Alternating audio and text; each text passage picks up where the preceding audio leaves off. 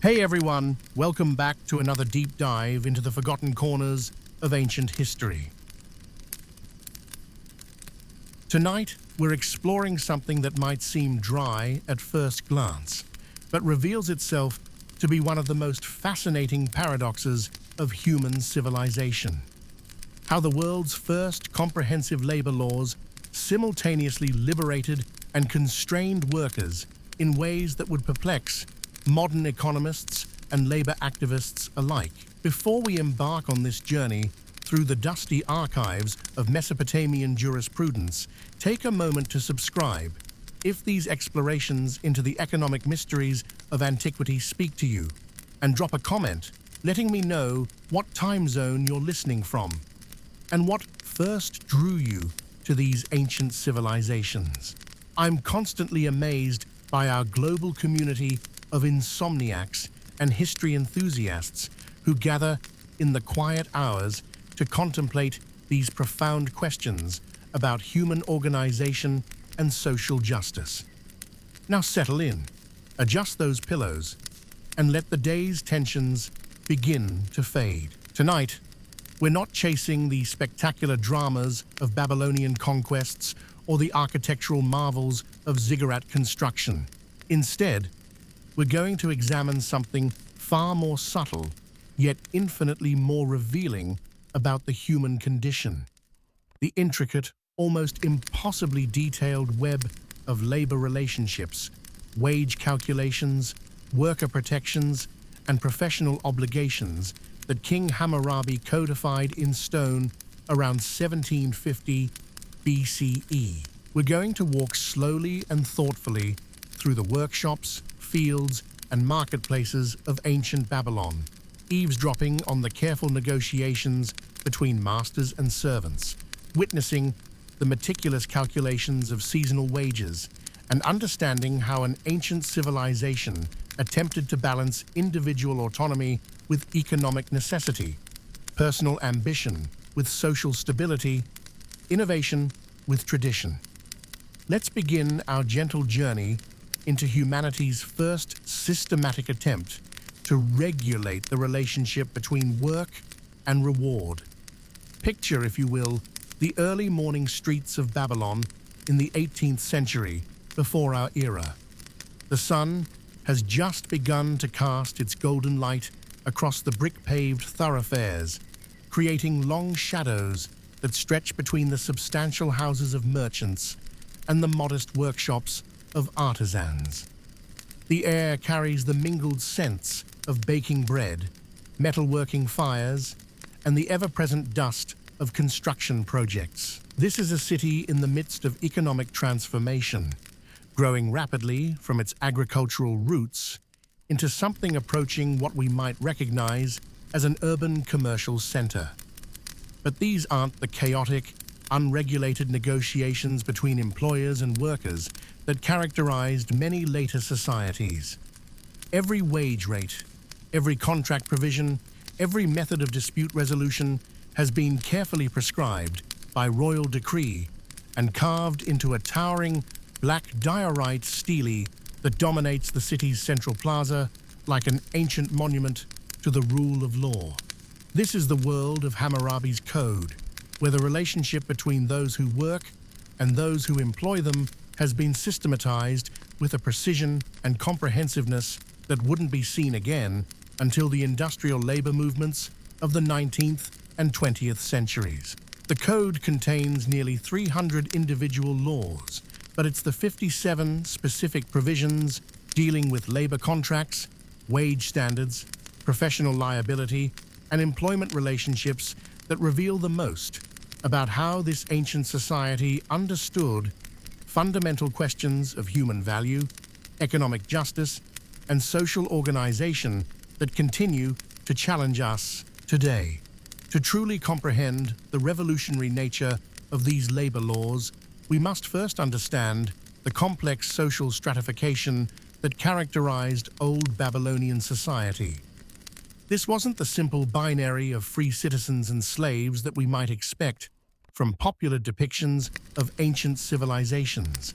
Between the Awilu, the free property-owning aristocratic class, and the Wardum, the enslaved population, existed an entire intermediate stratum called the Mushkenu.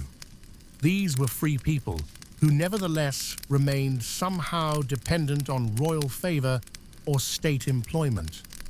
They might work the king's land, serve in his administration, practice trades under royal patronage, or provide specialized services to the temple complexes.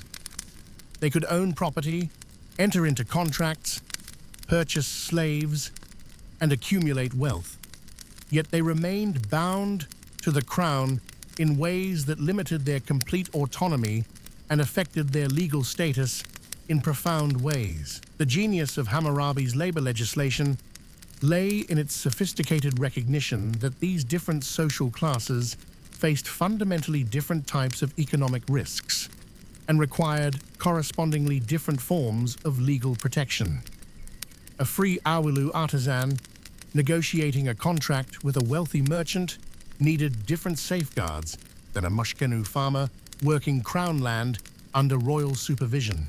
A shepherd responsible for valuable livestock belonging to a temple faced different liability issues than an independent builder constructing houses for private clients. The code doesn't attempt to impose a one-size-fits-all approach to labor relations. Instead, it creates a remarkably sophisticated matrix of protections, obligations, and compensation structures that varies systematically based on social status, professional specialization, seasonal requirements, and the specific nature of the work being performed. Consider Law 2:15, which establishes if a physician performs a major operation on a free man with a bronze lancet and saves the man's life, or if he opens an abscess in the eye of a free man with a bronze lancet and saves that man's eye, he shall receive 10 shekels of silver.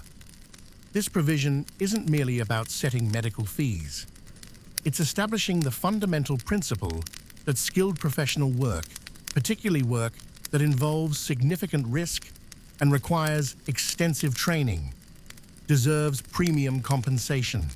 The law recognizes that the physician who undertakes complex surgical procedures faces multiple layers of risk: the risk of failure despite best efforts, the risk of patient death or injury, and the consequent risk of serious legal and financial liability.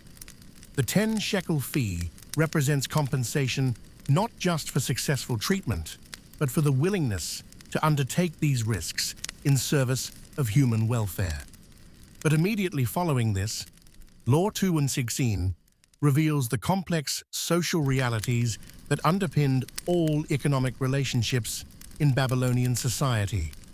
If he performs a major operation on a Mushkenu with a bronze lancet and saves his life, he shall receive 5 shekels of silver.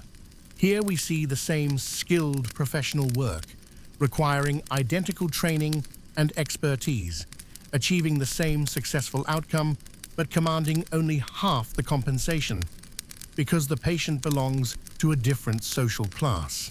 To modern sensibilities, this appears to be straightforward economic discrimination based on social status. But the reality was far more complex. The Mushkenu's different economic situation, social connections, legal standing, and relationship to royal authority meant that the physician faced different risks, operated under different constraints, and could expect different forms of support or retaliation depending on the outcome of treatment. This differential compensation structure extended throughout the code's labor provisions, creating what amounted to a comprehensive wage scale that took into account not just the work being performed, but the social context in which it occurred. The code recognized that identical work performed for different social classes involved different levels of risk, different expectations for quality and service, and different potential consequences for failure. A builder constructing a house for a wealthy Awilu faced different liability exposure than one building for a Mushkenu, not because the construction techniques differed, but because the social and legal ramifications of structural failure varied dramatically based on the status of the client. The wage scales embedded throughout Hammurabi's code reveal a sophisticated understanding of labor market dynamics that seems remarkably modern in its complexity and attention to detail. Seasonal workers commanded different rates than permanent employees, reflecting both the temporary nature of their availability and the often more intensive nature of seasonal work. Skilled artisans earned substantial multiples of what common laborers received, acknowledging the years of training required to master complex crafts and the greater economic value generated by specialized skills. Workers who handled valuable materials, operated dangerous equipment, or bore significant responsibility for others' property were compensated for the additional risk and accountability inherent in their positions. The code even incorporates what we might recognize as performance bonuses, penalty clauses, and quality incentives. Workers who exceeded expectations could earn additional compensation, while those who failed to meet established standards faced financial penalties or other sanctions. This created a comprehensive framework for aligning individual incentives with broader economic objectives, encouraging both productivity and quality while protecting employers from substandard performance.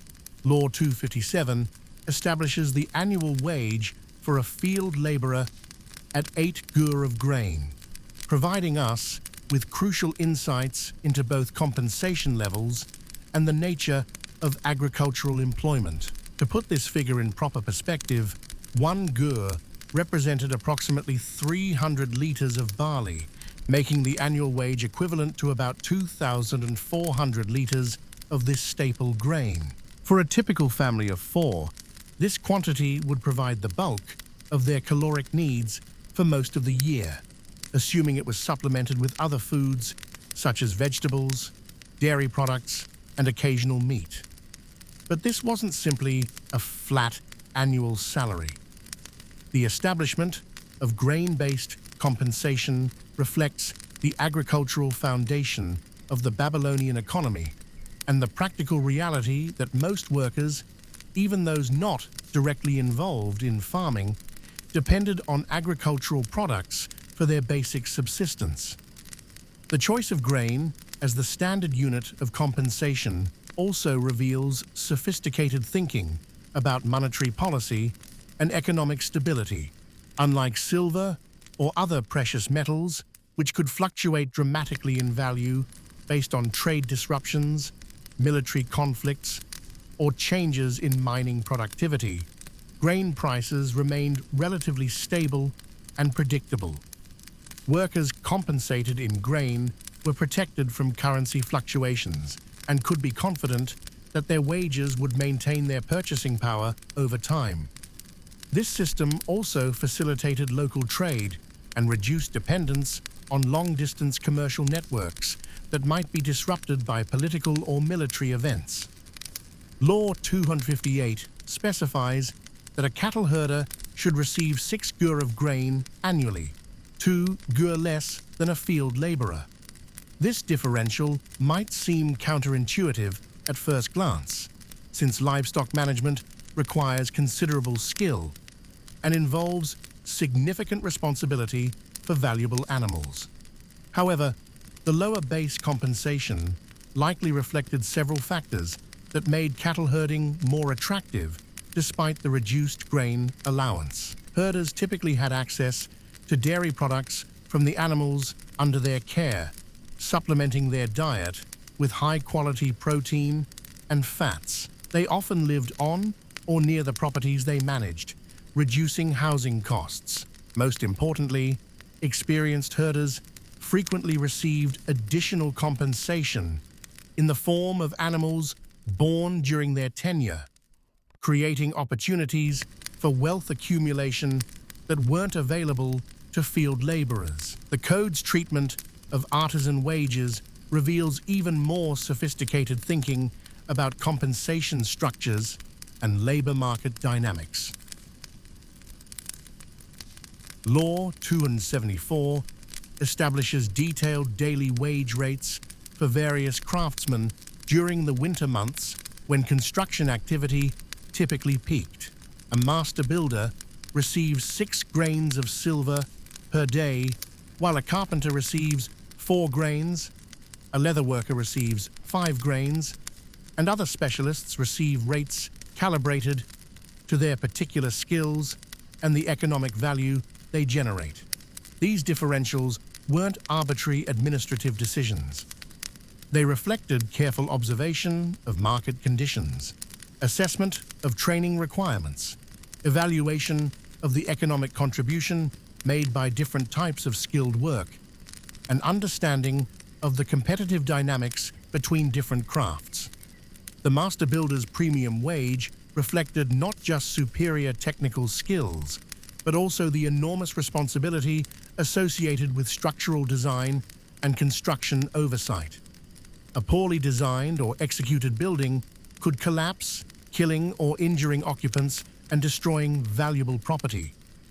The builder who supervised major construction projects bore liability for these catastrophic risks, justifying higher compensation.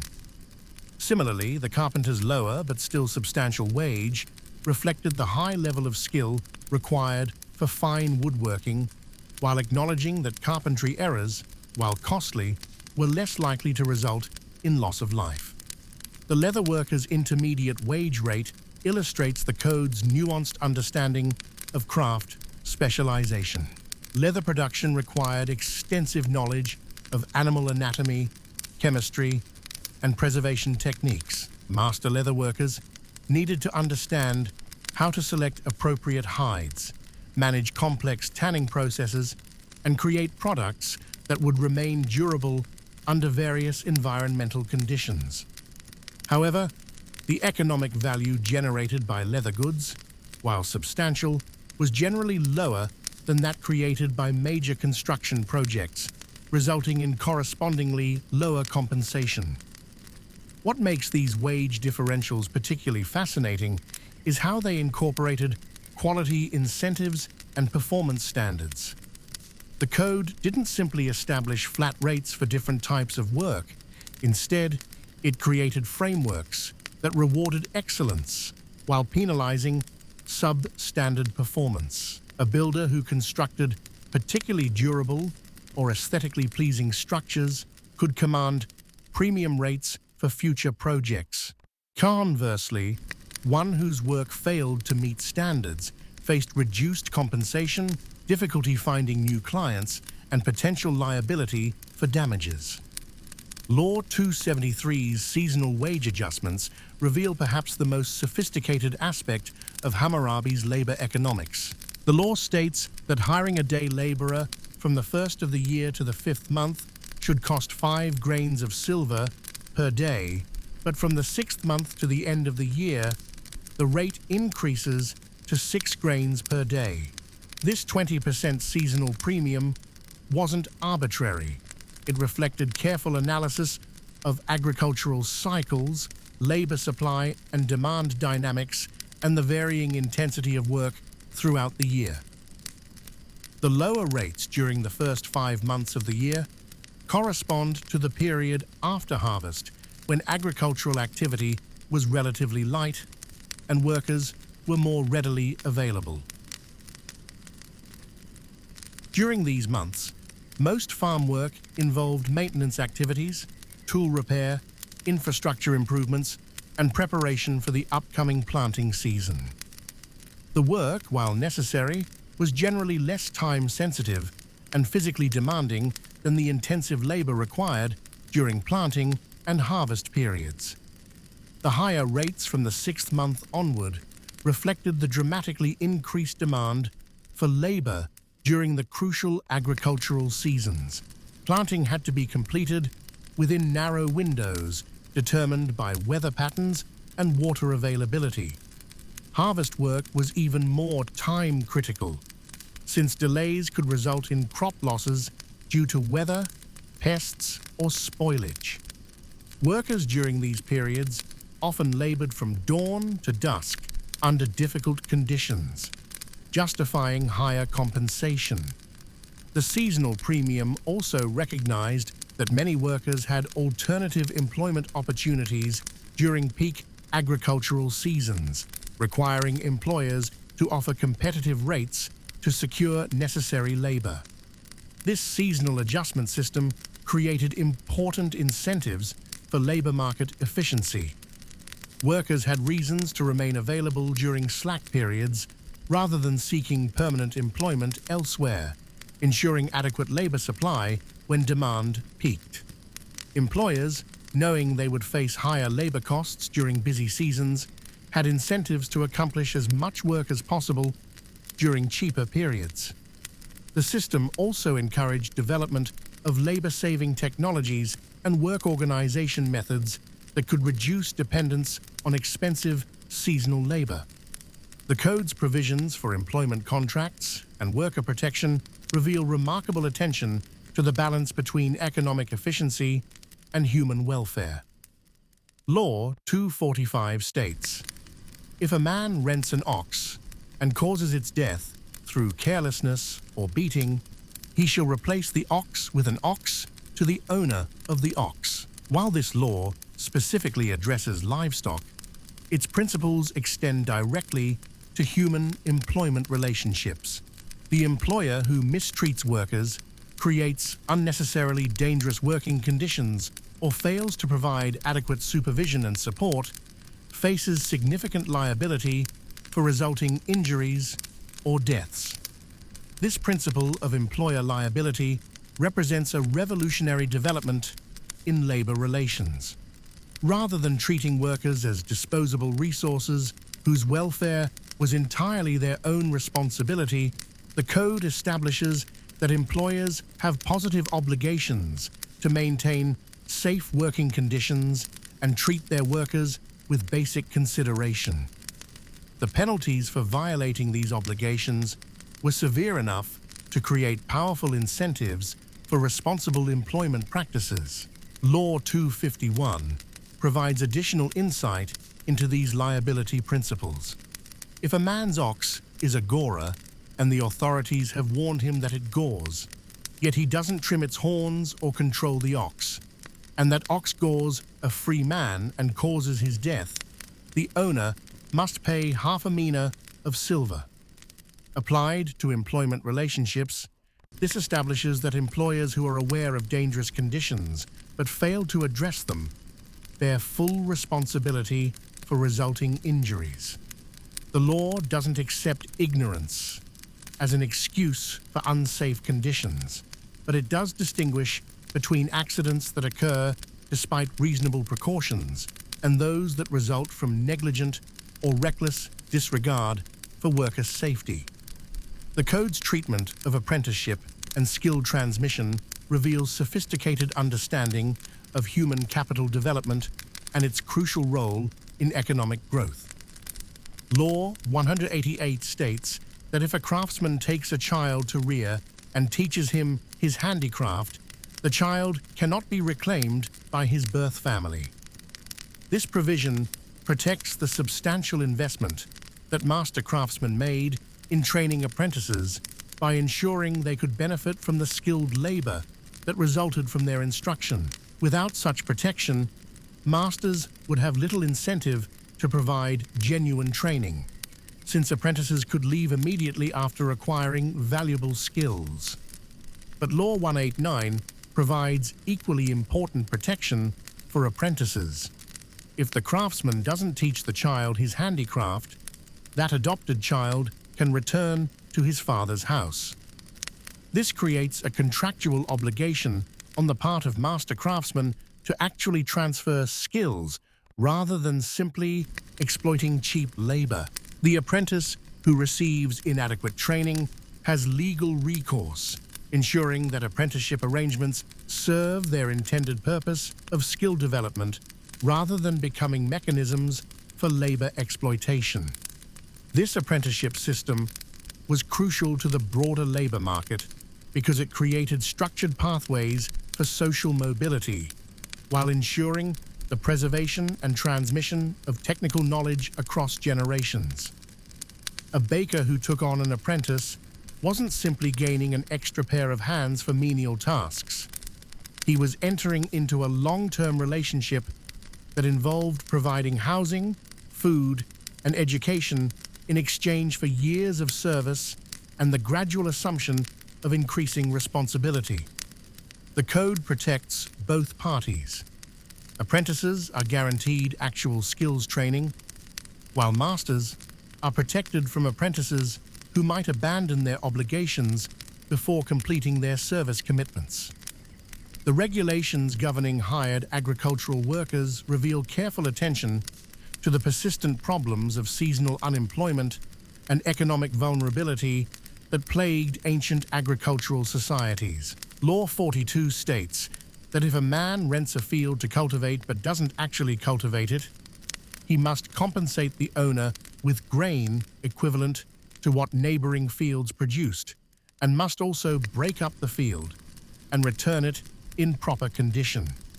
This prevents speculation in agricultural land, while ensuring that productive resources remain in active use, creating employment opportunities for landless workers who can sublease uncultivated fields from negligent tenants. The law recognizes that agricultural land represents a scarce and valuable resource that generates economic benefits only when properly utilized. Allowing wealthy individuals to rent large tracts of land and leave them idle would reduce overall agricultural productivity, increase food prices, and eliminate employment opportunities for workers who depended on agricultural labor for their livelihoods. By requiring inactive tenants to compensate landowners as if cultivation had occurred and to prepare the land for future use, the code ensures that agricultural resources remain productive while creating opportunities for more diligent farmers to access land. The code's provisions for herdsmen and shepherds illustrate how labor law adapted to the specific requirements and challenges of different industries. Law 261 establishes that hiring a herdsman to pasture cattle or sheep should cost 8 gur of grain per year. But Law 262 adds crucial performance standards and liability provisions. If the herdsman steals animals and sells them, he must restore 10 cattle for each ox and 10 sheep for each sheep to their owners.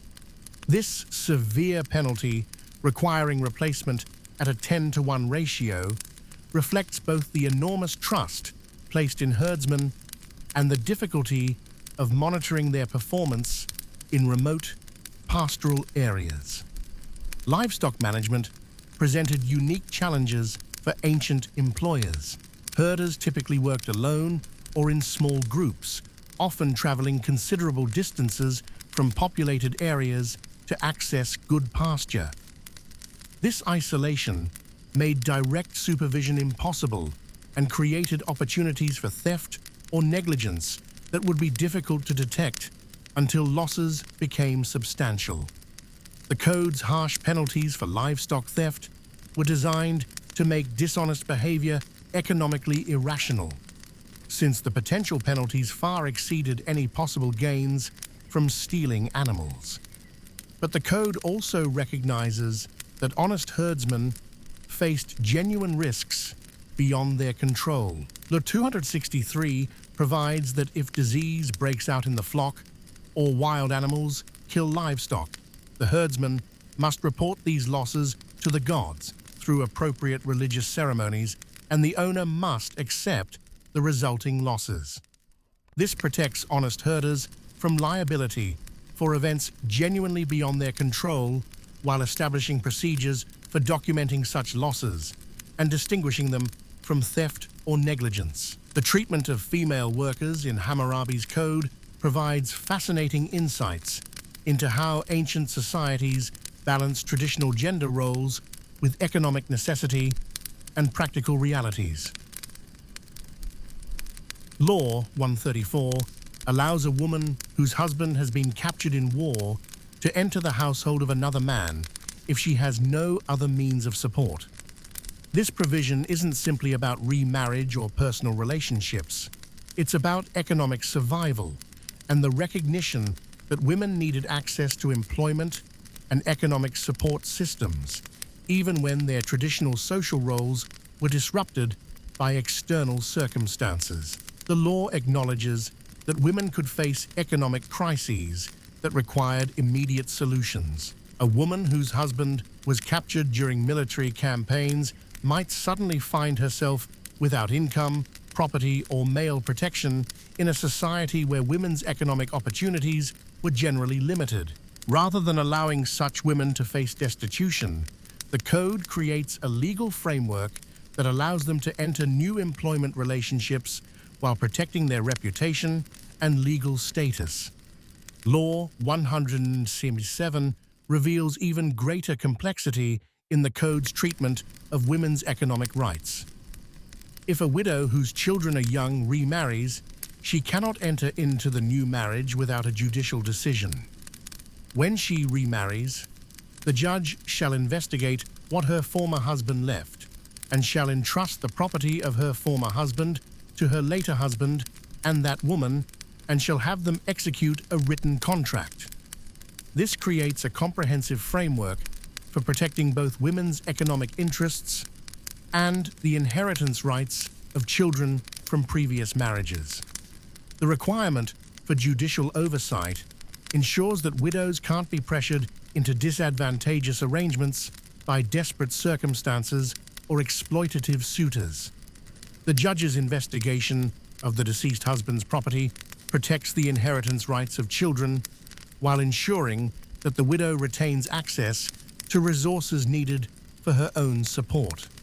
The written contract requirement creates permanent legal documentation of the arrangement, preventing future disputes about property rights and obligations. These provisions reveal sophisticated understanding of the economic vulnerabilities that women faced and the need for legal frameworks that balanced protection with autonomy. The code doesn't simply treat women as passive dependents of male relatives. Instead, it recognizes their capacity to work, manage property, and make economic decisions while acknowledging the social constraints that limited their options and the legal protections they needed to operate safely within those constraints. The code's handling of debt slavery and forced labor reveals complex thinking about the relationship between financial obligation and personal freedom. Laws 115-116 establish that if a man sells his wife, son, or daughter to pay debts, or if family members enter voluntary servitude to satisfy financial obligations, they must work for the creditor for 3 years, after which they regain their freedom, regardless of whether the debt has been fully satisfied. This prevents permanent enslavement for debt while still allowing creditors to recover losses through labor. These provisions represent a careful balance between protecting creditors' legitimate interests and preventing the permanent loss of freedom that could result from temporary financial difficulties. The 3-year limit ensures that debt service doesn't become a permanent condition passed down through generations. The automatic restoration of freedom after the specified period protects debtors from exploitation while providing creditors with reasonable compensation for their losses. But the code goes further in protecting debt laborers from abuse and exploitation. Law 117 specifies that if the debt servant is the debtor's wife or child, the creditor cannot sell them to third parties or subject them to excessive physical labor. They must be treated according to their original social status and cannot be reduced to the condition of permanent slaves. This creates a crucial distinction between voluntary labor contracts entered into to satisfy debts and true slavery, ensuring that economic necessity doesn't completely override social status and human dignity. The regulation of professional services in Hammurabi's code reveals how ancient lawmakers attempted to balance consumer protection with professional autonomy, creating what amounts to an early system of occupational licensing and malpractice liability. Law 224 establishes that if a veterinarian treats an ox or donkey for a severe wound and saves the animal's life, the owner shall pay 1/6 of a shekel of silver as compensation. This provision does more than simply set fee schedules for veterinary services. It establishes the principle that professional expertise, particularly expertise that involves diagnosing complex problems and implementing potentially risky treatments, deserves premium compensation that reflects both the value of successful outcomes and the assumption of significant liability for failure. But Law 225 immediately demonstrates the accountability that accompanied professional privilege.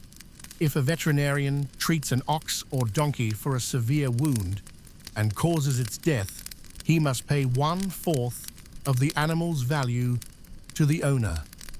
This creates powerful incentives for competent practice, while ensuring that professionals cannot profit from their expertise without accepting responsibility for the consequences of their decisions. The penalty structure, requiring veterinarians to pay 25% of an animal's value for treatment failures, was severe enough to discourage reckless or incompetent practice while remaining proportional enough to allow honest professionals to continue practicing despite occasional, unavoidable treatment failures.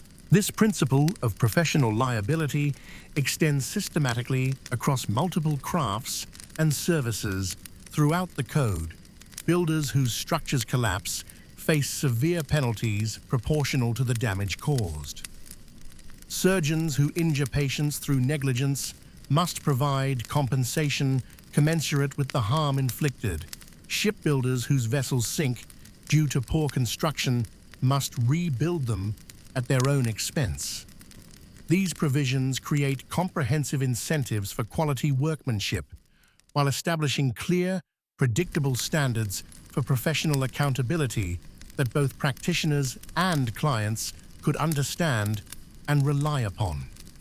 The code's treatment of agricultural workers reveals particular sophistication in handling the complex challenges of seasonal employment, crop sharing arrangements, and the inherent risks of farming in an environment where natural disasters could destroy months of careful work without warning. Law 46 states that if a man rents a field for cultivation and the god Adad destroys the crop with flood, or if the crop fails due to drought, the tenant is not obligated to pay rent for that year. This protects agricultural workers from natural disasters while acknowledging that farming involves risks beyond human control that shouldn't be borne entirely by those least able to absorb catastrophic losses. The reference to Adad, the Mesopotamian storm god, reflects the religious worldview that shaped ancient understanding of natural phenomena, but the practical effect of the law is entirely secular and economically rational. By excusing rent payments when crops fail due to weather-related disasters, the code prevents small farmers from falling into irreparable debt cycles that could force them off the land permanently. This maintains agricultural productivity by keeping experienced farmers in operation and prevents the concentration of land ownership that might result if weather disasters consistently drove small operators into bankruptcy. But Law 47 adds an important caveat that prevents abuse of these protections. If the tenant has already received loans or advances against the expected harvest, he must still repay those debts even if the crop fails due to natural causes.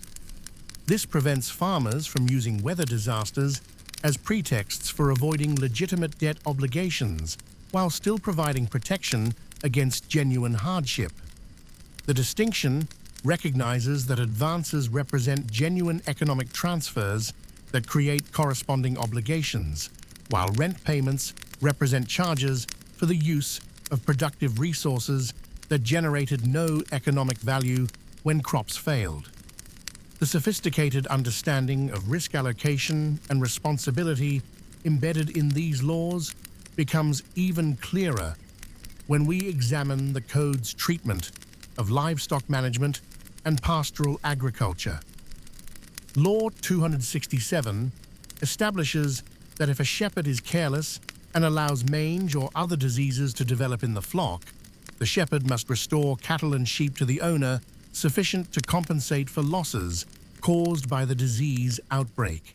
This makes shepherds liable for losses due to negligence while implicitly excluding liability for losses due to circumstances genuinely beyond their control. The law's focus on carelessness rather than simply disease outbreaks reflects sophisticated understanding of animal husbandry and disease prevention. Experienced shepherds knew that proper animal care, including adequate nutrition, clean water, appropriate shelter, and isolation of sick animals, could prevent many disease outbreaks. Shepherds who failed to implement these basic preventive measures bore responsibility for resulting losses. However, diseases that struck despite proper precautions represented unavoidable risks that owners, as the ultimate beneficiaries of successful livestock management, should bear themselves. Law 268 provides specific wage rates for renting different types of livestock for agricultural work. If a man rents an ox for threshing, its hire is 20 selah of grain. If he rents a young bull for threshing, its hire is 10 selah of grain. These detailed rate specifications weren't arbitrary bureaucratic micromanagement. They reflected careful empirical observation of the relative productivity of different animals during specific agricultural tasks and created predictable cost structures that both animal owners and farmers could rely upon when planning their operations.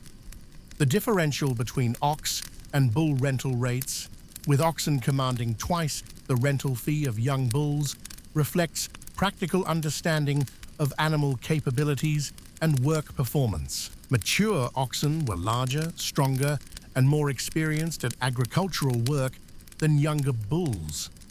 They could thresh larger quantities of grain per day and were less likely to injure themselves or damage equipment due to inexperience or skittishness. The higher rental rates compensated owners for the greater productivity of their mature animals while providing farmers with clear information about the cost implications of choosing different types of livestock for their operations. The code's handling of property damage by workers reveals nuanced thinking about individual responsibility within employment relationships and the allocation of liability for accidents and errors that occur during work performance. Bakimar 235 states that if a shipbuilder constructs a boat and doesn't make his work sound, and that boat develops structural problems within the first year and suffers damage, the shipbuilder must rebuild the boat from his own materials and provide a sound replacement to the boat owner. This establishes comprehensive warranty obligations for skilled craftsmen, while creating powerful incentives for quality construction. The one-year warranty period reflects practical understanding of how structural defects typically manifest in wooden vessels. Problems due to poor construction, inadequate materials, or faulty design would generally become apparent within the first year of use, while problems appearing later were more likely to result from normal wear, accident, or exceptional stresses beyond the builder's control.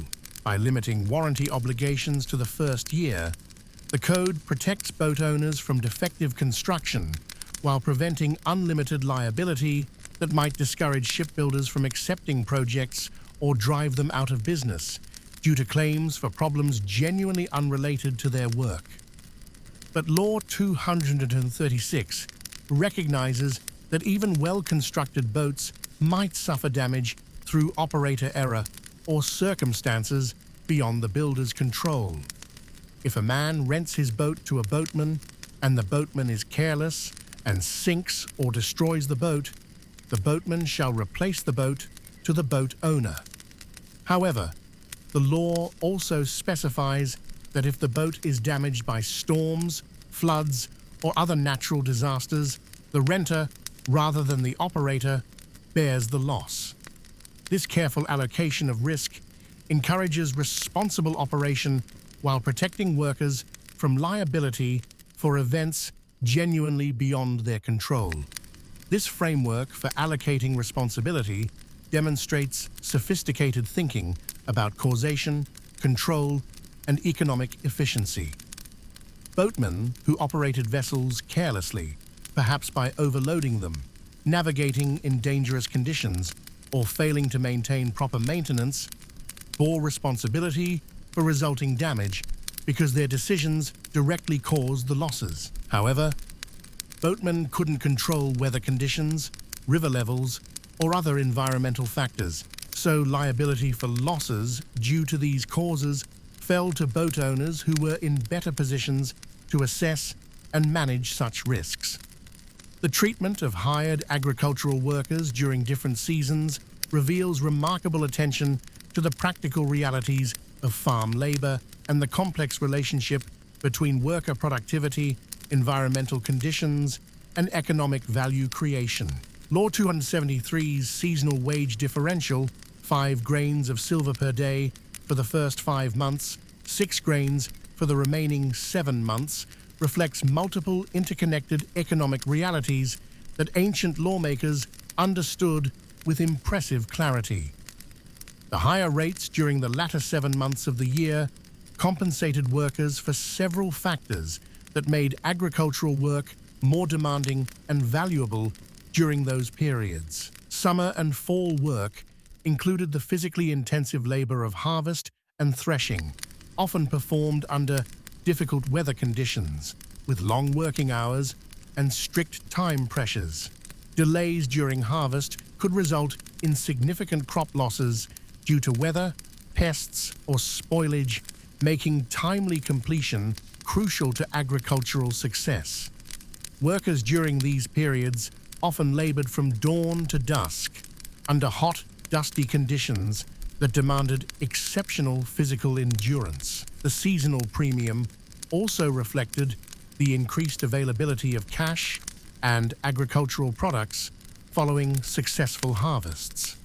Farmers who had completed profitable harvests had greater ability to pay premium wages, while those whose crops had failed faced severe financial constraints that might prevent them from hiring additional labor at any price. By adjusting wages to match the seasonal availability of resources, the code created labor market flexibility that helped ensure adequate worker availability when demand peaked, while preventing exploitation during periods when workers had fewer alternative employment opportunities. The code's provisions for field supervisors and agricultural managers reveal early recognition of middle management roles and the special challenges involved in supervising agricultural operations. Law 253 establishes that if a man hires another to oversee his field and entrusts him with farming implements and livestock and contracts with him to cultivate the field, but that supervisor steals seed grain or animal fodder and is caught with stolen goods in his possession, they shall cut off his hand. This severe penalty reflects the enormous trust placed in field managers and the potentially devastating consequences of their dishonesty for agricultural productivity and worker welfare. Agricultural supervisors typically operated with considerable autonomy, making daily decisions about planting, cultivation, harvesting, and resource allocation that could determine the success or failure of entire farming operations. They controlled valuable resources, including seed grain, livestock, tools, and equipment that could be easily diverted for personal use or sold for individual profit. The severe penalty for theft, loss of a hand, was designed to make dishonest behavior economically irrational by imposing consequences far exceeding any possible gains from embezzlement. Law 254 provides additional protection against managerial misconduct. If a field supervisor takes seed grain entrusted to him but doesn't use it for cultivation, they shall prosecute him, and he shall measure out grain at harvest time equivalent to what his neighbors produced. This prevents embezzlement while ensuring that agricultural resources remain in productive use. The penalty, requiring supervisors to compensate owners for lost production, creates powerful incentives for diligent management while providing a mechanism for recovering losses caused by negligent or dishonest supervision. The regulation of irrigation workers reveals sophisticated understanding of water management economics and the critical importance of irrigation systems to agricultural productivity in the arid Mesopotamian environment. 55 states that if a man opens his irrigation canal negligently and allows water to flood his neighbor's field, he must compensate the neighbor with grain equivalent to what that field would have produced.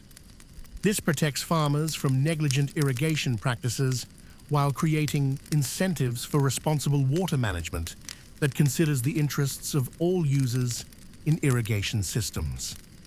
Water management in ancient Mesopotamia required careful coordination among multiple users who shared complex irrigation networks. A farmer who opened his irrigation gates at the wrong time or failed to properly control water flow could flood neighboring fields, washing away crops and destroying months of agricultural work.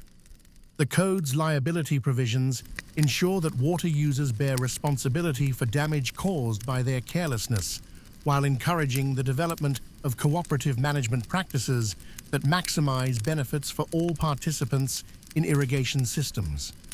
Law 56 establishes higher penalties for intentional flooding.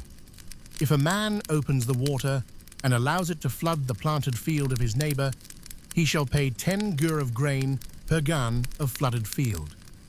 This enhanced penalty for deliberate misconduct, substantially higher than compensation for mere negligence, reflects the greater moral culpability involved in intentional destruction and creates powerful deterrence against using irrigation systems as weapons in agricultural disputes. The code's treatment of sharecropping arrangements reveals sophisticated thinking about agricultural partnerships and the complex relationships between landowners and tenant farmers. Law 44 states that if a man rents a field that has been lying fallow for 3 years with an agreement to break it up and cultivate it, but then neglects the field and fails to perform the cultivation work, he must break up the fallow field in the 4th year and also harrow, plow, and return it to the owner in proper condition. Additionally, he must pay 10 gur of grain per gan as compensation for the lost productivity during his tenure. This provision addresses several important economic issues simultaneously. It prevents speculation in agricultural land by ensuring that rented fields remain in productive use. It protects landowners from tenants who might rent land with no intention of cultivating it, perhaps to prevent competitors from accessing productive resources. It creates opportunities for more diligent farmers to access land that negligent tenants have failed to utilize properly, and it establishes clear standards for land improvement that benefit both immediate productivity and long-term agricultural sustainability. The requirement to break up fallow land, harrow, and plow before returning it ensures that landowners receive their property in conditions suitable for immediate cultivation by subsequent tenants. This prevents disputes about land condition and reduces transaction costs associated with finding new tenants. The compensation requirement, 10 gur per gan, represents substantial payment that makes negligent tenancy economically costly, while providing landowners with resources to hire alternative farmers if necessary. The code's provisions for fruit tree cultivation reveal long-term thinking about agricultural investment and the special challenges involved in tree crops that require years to mature before generating income. Law 60 establishes that if a man gives a field to a gardener to plant with fruit trees, the gardener shall plant and maintain the orchard for 4 years without compensation. In the 5th year, the owner of the field and the gardener shall divide the fruit production equally, with the owner selecting and taking his portion first. This arrangement creates sophisticated incentives for both initial investment and long-term maintenance that address the unique economics of tree cultivation. The gardener invests 4 years of labor without immediate return, but gains a permanent stake in the orchard's productivity that provides ongoing income for potentially decades. The landowner benefits from property improvement and increased land value while sharing the ongoing benefits of successful cultivation. The provision that allows the landowner to select his portion first protects his investment, while ensuring that the gardener receives fair compensation for his continued maintenance efforts. The 4-year establishment period reflects practical understanding of fruit tree development. Most fruit trees require 3 to 5 years of growth before producing significant harvests, meaning that gardeners who planted orchards had to support themselves through other means during the establishment phase. The code's recognition of this economic reality and its provision for long-term benefit sharing created incentives for skilled horticulturists to undertake orchard development that might otherwise be economically unfeasible. The treatment of brewing and food processing workers reveals specialized knowledge of these crucial trades and their importance to urban food security. Law 111 establishes that if a woman wine seller provides 60 sila of beer on credit, she shall receive 50 sila of grain at harvest time. This credit arrangement recognizes the seasonal nature of grain availability while protecting both merchants and customers from exploitation during periods when cash or grain might be scarce.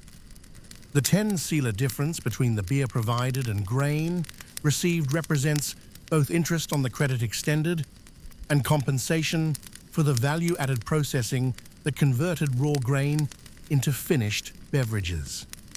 Beer production required specialized knowledge of fermentation, quality control, and storage techniques that justified premium compensation.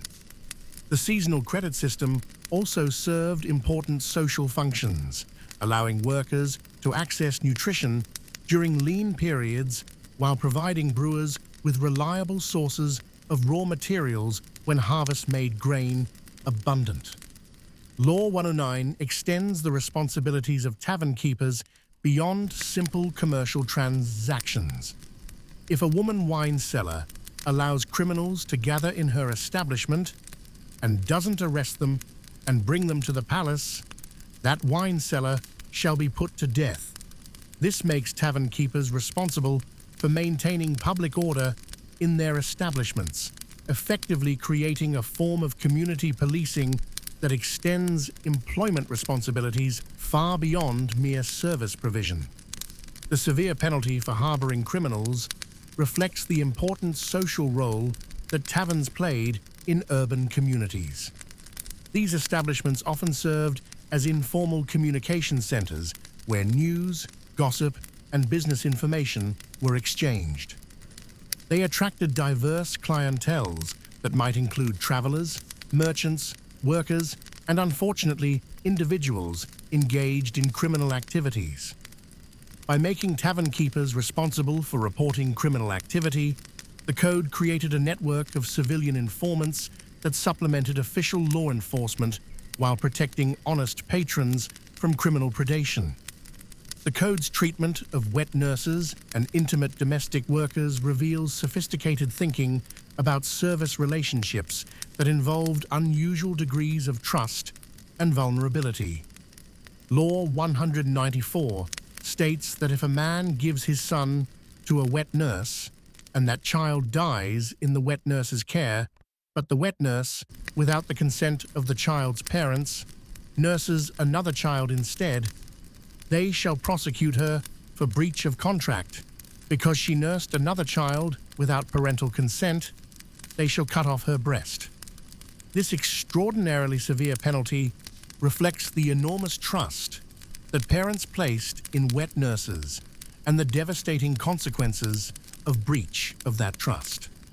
Wet nursing wasn't simply a commercial service relationship.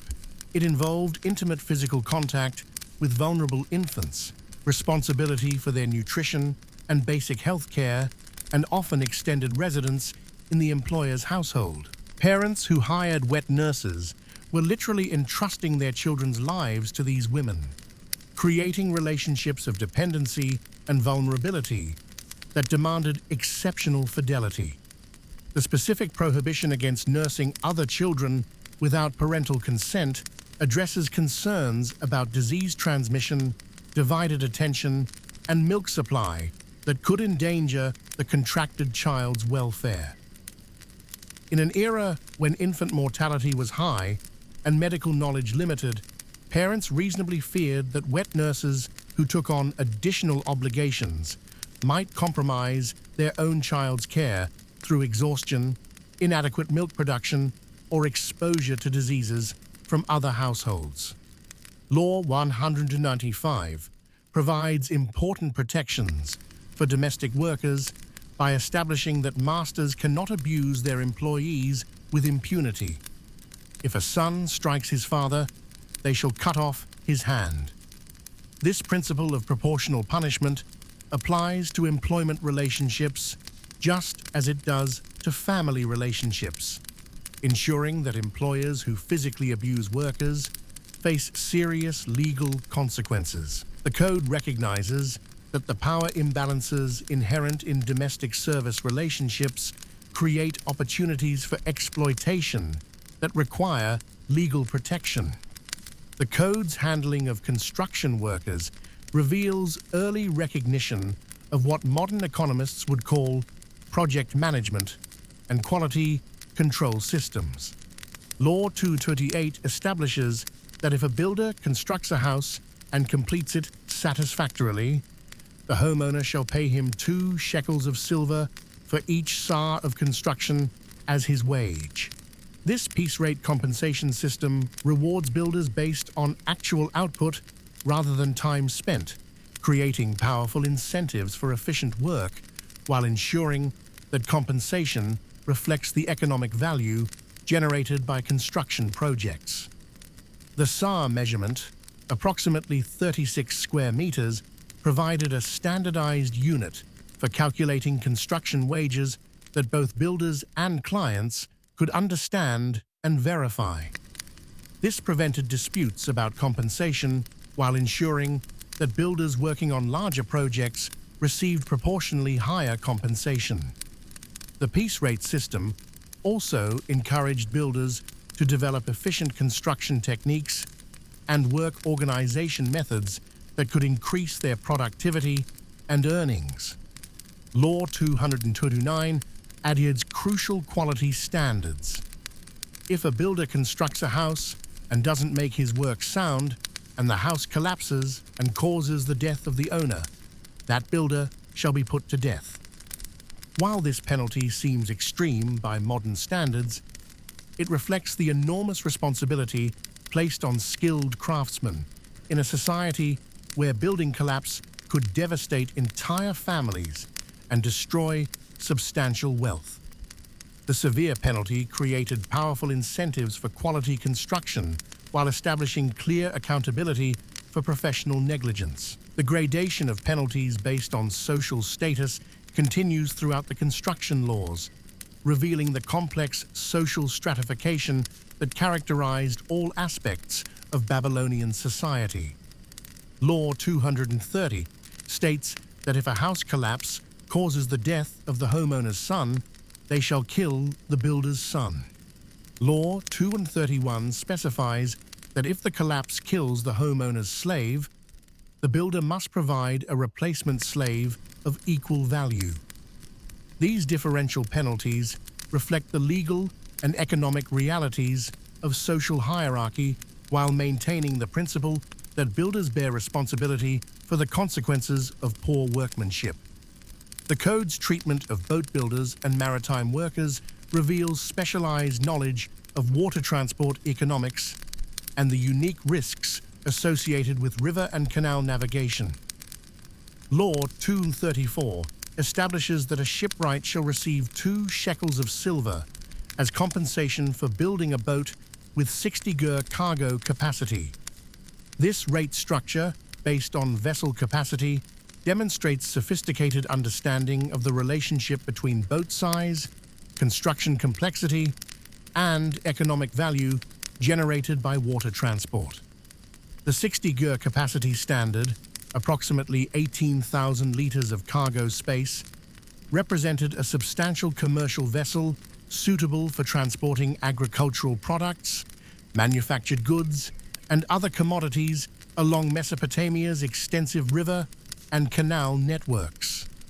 Boats of this size required considerable skill to construct, involving complex calculations of load capacity, structural integrity, and hydrodynamic performance. The standardized compensation rate ensured that skilled shipwrights received fair payment for their expertise while providing merchants with predictable costs for acquiring transportation equipment. Law 235's warranty provisions create comprehensive quality assurance for vessel construction. If a shipbuilder constructs a boat and doesn't make his work sound, and that boat develops structural problems within the first year and suffers damage, the shipbuilder shall rebuild that boat from his own materials and provide a sound replacement to the boat owner. This 1-year warranty period reflects practical understanding of how structural defects typically manifest in wooden vessels while providing boat owners with protection against defective construction. The requirement that shipbuilders use their own materials for warranty repairs ensures that they bear the full cost of construction defects rather than simply providing labor for repairs. This creates powerful incentives for quality construction while preventing builders from cutting costs on materials knowing that defects would be repaired at the owner's expense. The warranty system also encourages the development of reliable construction techniques and quality control procedures that minimize the likelihood of structural failures. The regulation of hired agricultural equipment reveals early recognition of capital rental markets and the economic efficiencies that could be gained through equipment sharing. Law 272 establishes daily rental rates for various types of farm equipment. A threshing wagon rents for 3 sila of grain per day, while a simple cart rents for 2 sila per day. These rates weren't established arbitrarily, but reflected careful calculations about equipment costs, depreciation rates, maintenance requirements, and the economic value generated by different types of agricultural machinery.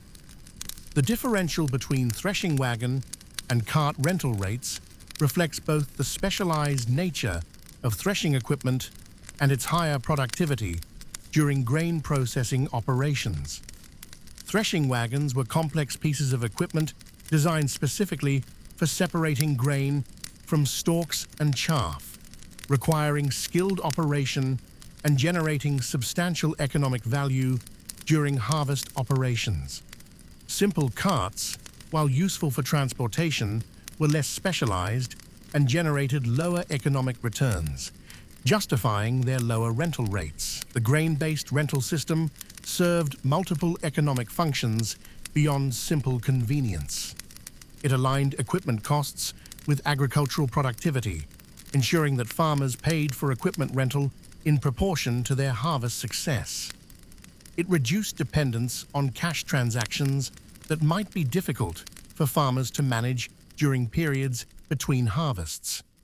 And it created natural inflation adjustments, since grain values remained relatively stable.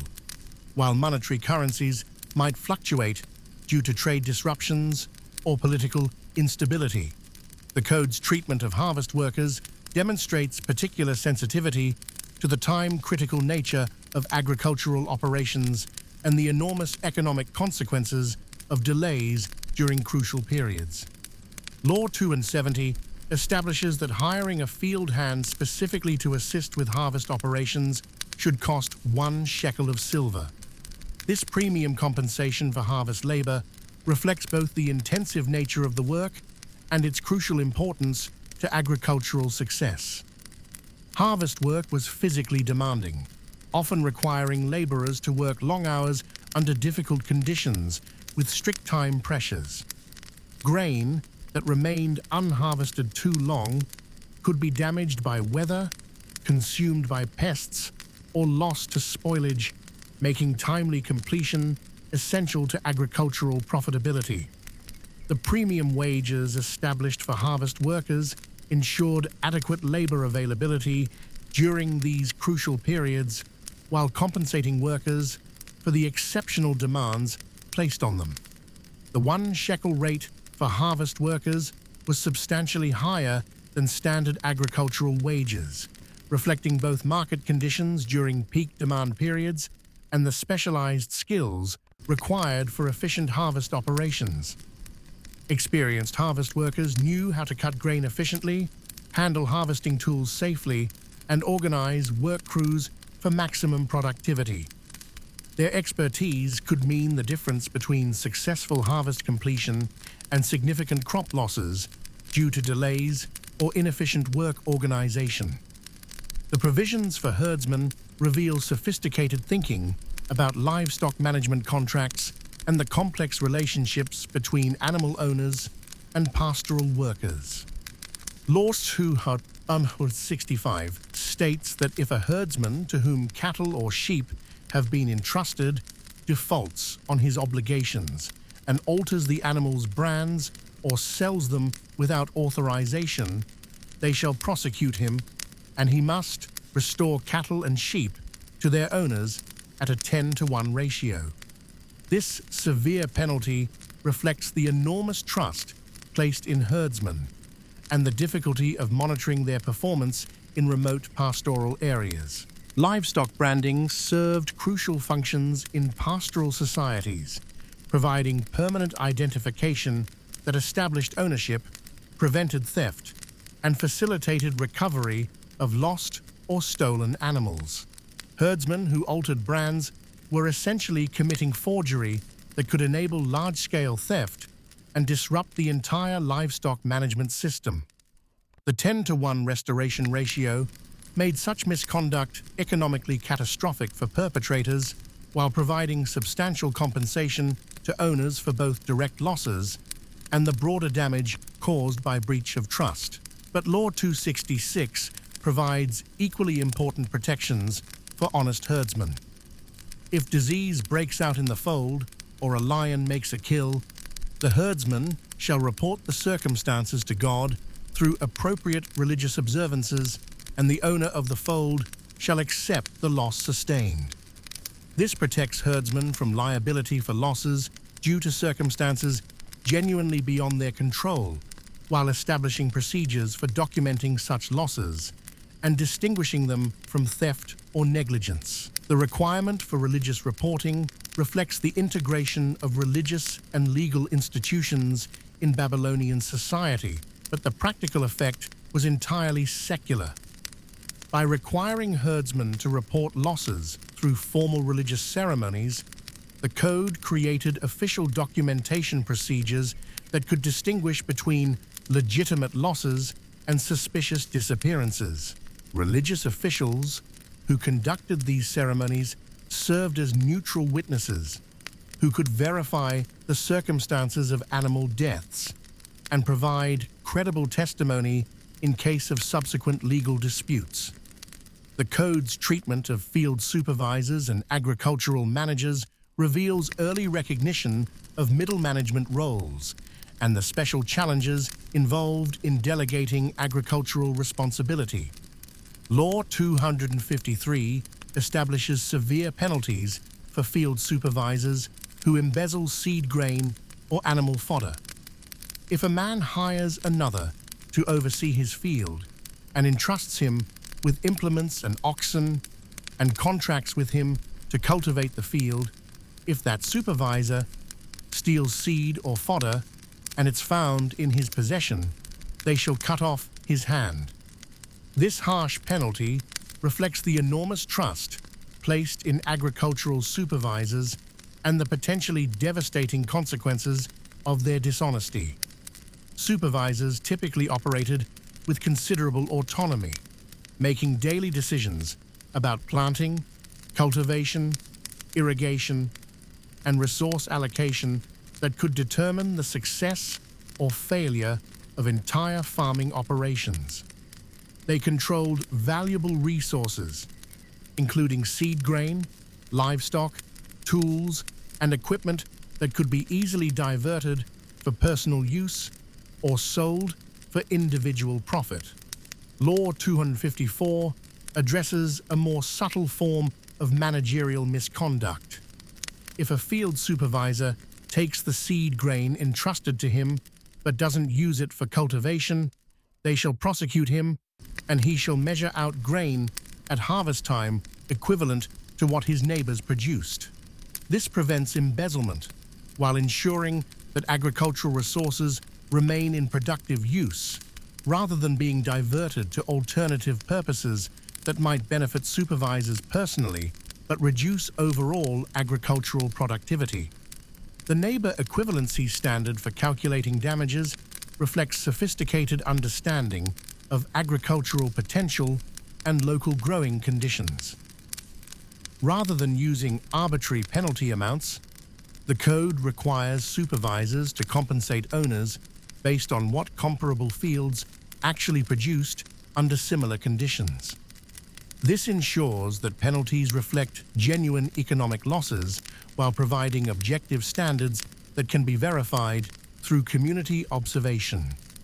The regulation of irrigation workers reveals sophisticated understanding of water management economics and the critical importance of cooperation in shared irrigation systems.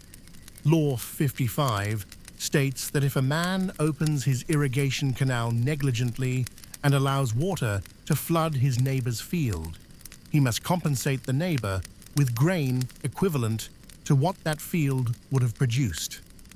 This creates powerful incentives for responsible water management while protecting farmers from the negligent actions of their neighbors. Irrigation management in ancient Mesopotamia required careful coordination among multiple users who shared complex networks of canals, dikes, and distribution systems. A farmer who opened his irrigation gates at inappropriate times or failed to properly control water flow could flood neighboring fields, washing away crops and destroying months of agricultural investment. The code's liability provisions ensure that water users bear responsibility for damage caused by their carelessness while encouraging the development of cooperative management practices. Law 56 establishes enhanced penalties for intentional flooding. If a man opens the water and allows it to flood the planted field of his neighbor, he shall pay 10 gur of grain per gan of flooded field.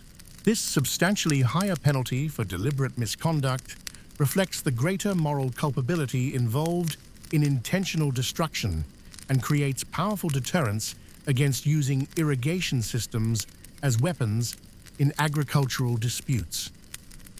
As we near the end of our nocturnal journey through these ancient legal corridors, we begin to see how Hammurabi's comprehensive labor legislation created something unprecedented in human history, a systematic attempt to regulate the countless daily interactions between those who worked and those who employed them.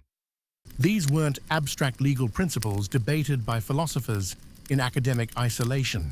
They were practical solutions to real problems faced by real people trying to make honest livings in an increasingly complex urban economy that was rapidly evolving beyond its agricultural origins. The wage standards embedded throughout the code weren't arbitrary numbers carved in stone by royal decree. They reflected sophisticated empirical observation of labor markets, careful analysis of seasonal variations in supply and demand, nuanced understanding of skill differentials and risk allocation, and deep appreciation for the human factors that made economic relationships succeed or fail. The construction worker who built houses faced different risks and required different protections than the shepherd who managed livestock in remote pastures. The physician who treated wealthy patients operated under different liability standards than the veterinarian who cared for animals.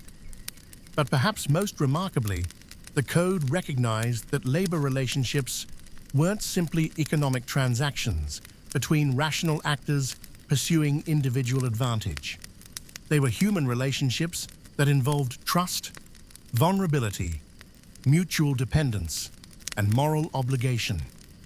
The wet nurse who cared for infants, the field supervisor who managed agricultural operations, the boat builder who constructed vessels for dangerous river journeys.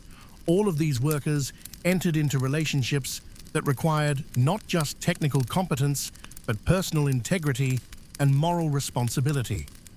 The seasonal wage adjustments, the liability protections, the quality standards, and the dispute resolution procedures all reflect a society that understood both the complexity of labor relationships and the necessity of creating legal frameworks that protected all parties while encouraging productive work.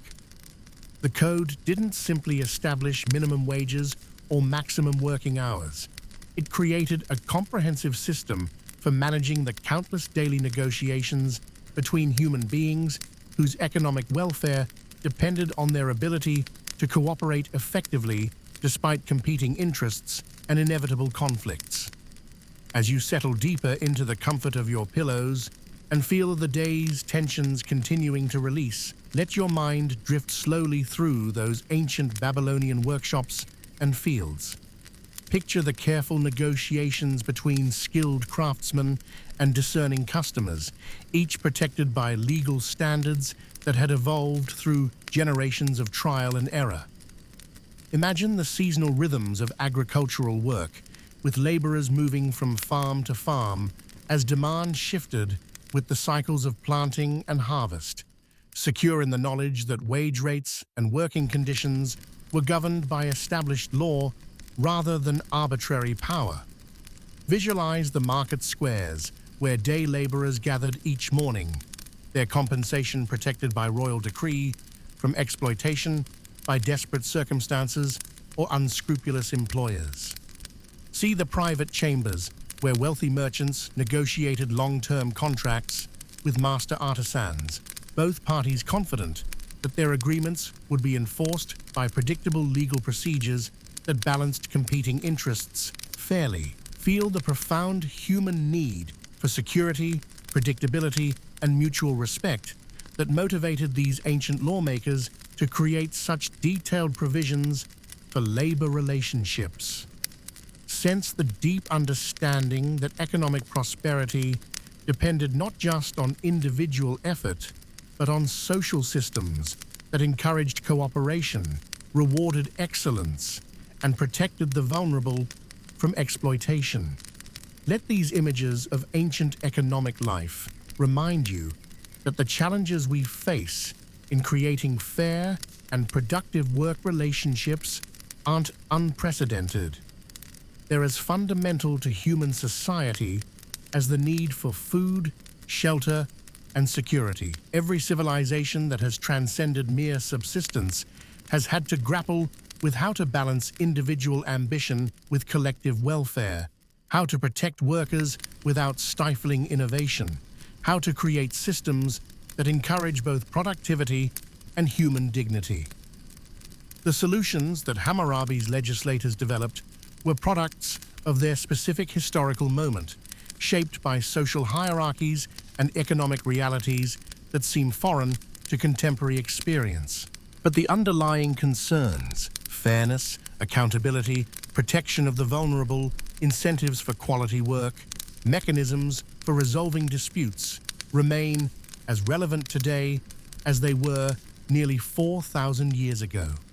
As sleep begins to claim you, let yourself feel connected to that vast stream of human experience, that endless effort to create just and workable relationships between those who labor and those who benefit from their efforts. Rest peacefully in the knowledge that the questions you care about have been wrestled with by countless generations before you, and that each generation's solutions, however imperfect, have contributed to the ongoing human project of creating more equitable and prosperous societies.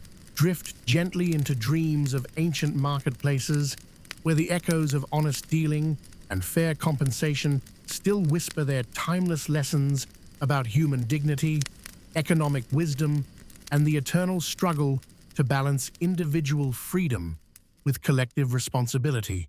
Sleep deeply, knowing that you are part of this continuing story, this endless human endeavor to create work relationships that honor both economic necessity and moral obligation.